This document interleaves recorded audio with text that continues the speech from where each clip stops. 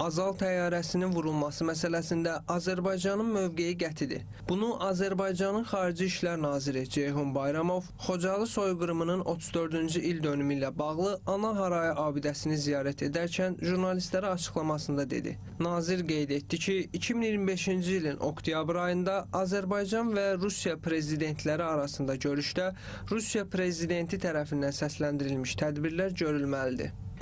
Rəsmi Bakının mövqeyinə dair biz münasibəti hələ mətbuat konfransı zamanında bildirdik. Ən ali səviyyədə mövqe bundan öncə də bildirilmişdi ki, Azərbaycanın mövqeyi bu mövzuda tamamilə qətiyyətlidir, birmənalıdır və biz hesab edirik ki, oktyabr ayında Azərbaycan Respublikası Prezidenti ilə Rusiya Federasiyası Prezidenti arasında görüşdə Rusiya Prezidenti tərəfindən səsləndirilmiş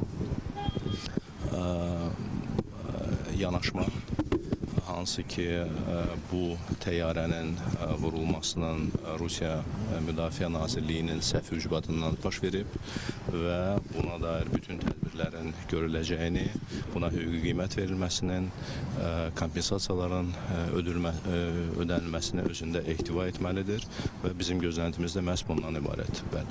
Eyni zamanda Xarici İşlər Naziri Ceyhun Bayramov Prezident İlham Əliyevin Avropa Siyasi Birliyinin sammitində iştirak edib etməyəcəyindən də danışdı.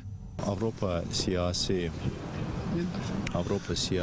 Birliyinin tədbirlərinin spesifikası ondan ibarətdir ki, orada müxtəlif səviyyələrdə təmsilçilik nəzərdə tutulmuş.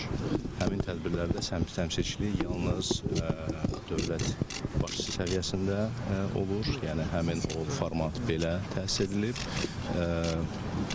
Bundan öncə də qeyd etdiyim kimi, məndə olan məlumata əsasən Cənab Prezidentin öz çox sıx qrafikində və təqvimində may ayında belə bir səfər nəzərdə tutulmuyor, ancaq yenə də daha dəqiq təbii ki, məlumatı Cənab Prezident Administrasiyasından, Cənab Prezidentin protokol xidmətindən daha dəqiq məlumatı əldə etmək mümkündür.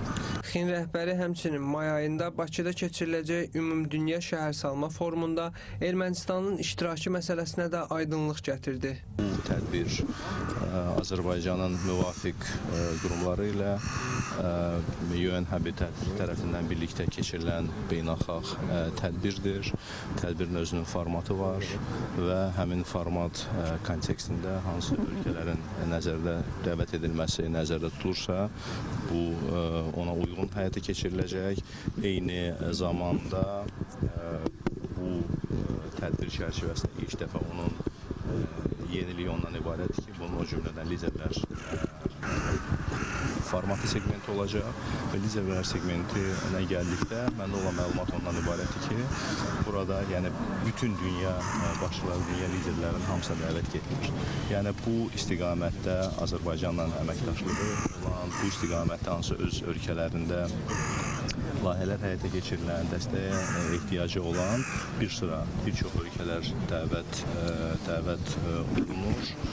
Yəni belə bir dəvət olması barədə məndə məlumat yoxdur. Bundan əlavə Ceyhun Bayramov Meksikada baş verən hadisələrlə bağlı səfirliyin fəaliyyəti barədə məlumat verdi. Nazirin sözlərinə görə Azərbaycan Meksikada baş verən son hadisələrlə bağlı səfirliklə mütəmadi əlaqə saxlayır. XİN rəhbəri bildirdi ki, Azərbaycan vətəndaşları tərəfindən səfirliyə hələ müraciət daxil olmayıb.